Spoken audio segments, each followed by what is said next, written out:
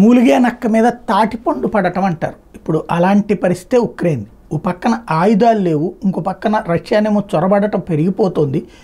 రోజుకి 2 గ్రామాలు 3 గ్రామాలు చొప్పున కబ్జా చేసుకెళ్తోంది. అక్కడ ఉక్రెయిన్ సైన్యమేమో పారిపోతున్నారు, ఉన్నటువంటి సైన్యమేమో తగ్గిపోయింది. దీనికి తోడు ఇప్పుడు కొత్తగా రిక్రూట్ చేసుకోవడానికి 5 లక్షల మందికి అవకాశం కల్పిస్తామని పేపర్ అడ్వర్టైజ్మెంట్ ఇస్తే కనీసం 50,000 మంది కూడా అంగీకరించలేదు.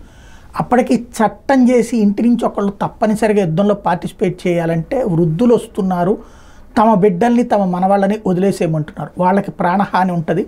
కుటుంబం కోసం, దేశం కోసం కుటుంబం నుంచి మేము త్యాగం చేస్తామని వాళ్ళతో పెట్టుకుని యుద్ధానికి వెళ్తే చిన్నపాటి డ్యామేజ్తోనే ఇక్కడ సర్వనాశనం అయిపోతున్నటువంటి పరిస్థితి. దాంతో ఇప్పుడు ఏం చేయాలో అర్థం కాక తలపట్టుకుంటున్నటువంటి పరిస్థితి ఇజ్రాయెల్ అవుతోంది. సిబ్బంది కొరత అతిపెద్ద సమస్య అవుతుంది. ఇప్పుడు కొత్తగా ఎవరినైనా రిక్రూట్ చేసుకుని వాళ్ళకి ట్రైనింగ్ ఇచ్చేటప్పుడు 2 ఏళ్ళు పడుతుంది. ఈలోపు రష్యా ఏ మేరకు ఆక్రమించుకుంటుందో అన్న భయం వెంటాడుతోంది.